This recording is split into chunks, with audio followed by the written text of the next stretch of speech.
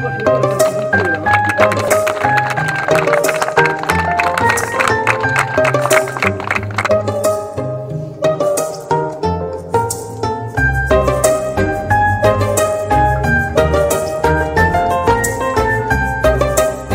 l'initiative de ce projet en 2009, lorsque j'ai pris la présidence de la communauté de communes des Val-de-Moselle et de l'Esch, on avait une forte demande d'accueil collectif au niveau de la communauté de communes, puisqu'on avait pris la compétence petite enfance.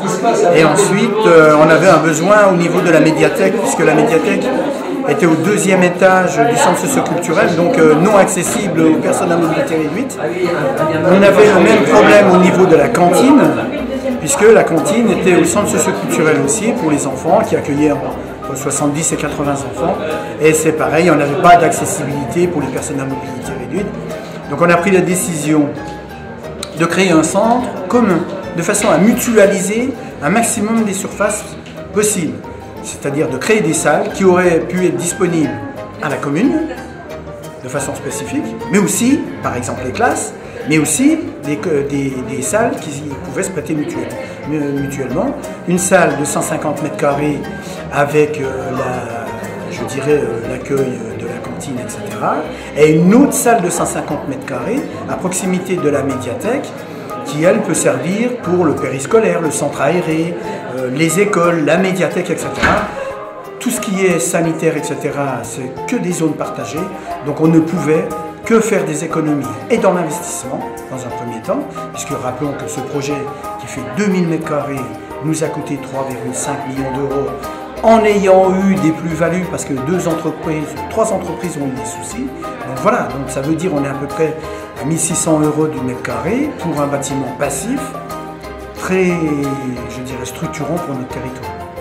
C'est un bâtiment qui va apporter des services, en tout cas, à la population scarponnaise, mais bien au-delà, puisque quand on habite du côté de Besaumont, Langremont, c'est très facile d'accès par le pont de Mons pour venir ici, et puis toutes les communes avoisinantes, Jezoncourt, Criscourt, Rosières, Villers-en-Haye, toute cette population-là, elle pourra venir profiter des services qui sont rendus ici, à savoir des services de petite enfance, mais également la bibliothèque, la médiathèque, et on peut bien sûr commander un ouvrage pour qu'il soit livré ici, on vient le chercher ici, même s'il n'est pas en stock ici, il peut venir de Pont-à-Mousson et on peut le récupérer ici. Je crois qu'il y a un réseau qui s'est constitué, à la fois pour la petite enfance et pour les médiathèques, un réseau qui est optimum aujourd'hui et qui commence à très très bien fonctionner. C'est une synergie et on voit bien qu'il y a une demande, puisqu'on est déjà depuis quelques semaines à plus de 300 inscriptions à la bibliothèque de Dieuloir, et puis nous avons fait le plein déjà de cette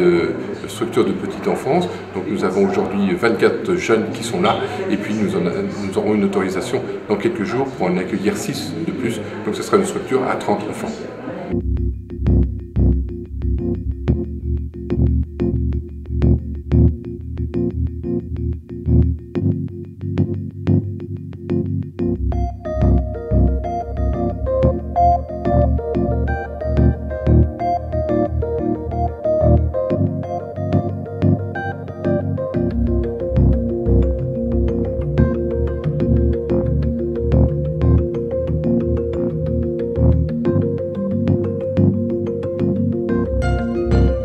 Ah oui, je suis très émue de voir la qualité des locaux qui sont là pour les enfants, les espaces, les grands espaces gays pour les enfants qui correspondent aux normes actuelles et où c'est confortable même par ce grand froid. Alors le point de départ, ça a été deux écoles de Jean Prouvé des années 50, 52, 53 et qui ont beaucoup servi. Et la vente d'une des écoles a permis de financer en partie ces locaux qui sont tout à fait adaptés à la vie actuelle, alors que maintenant il va falloir aussi restaurer l'autre école directement de Jean Prouvé et c'est plus difficile. Il y a une mise aux normes qui est beaucoup plus difficile incontestablement, mais elle restera là quand même. Et l'autre, celle qui a été vendue, a été magnifiquement restaurée et on voyait toute la légèreté de la structure.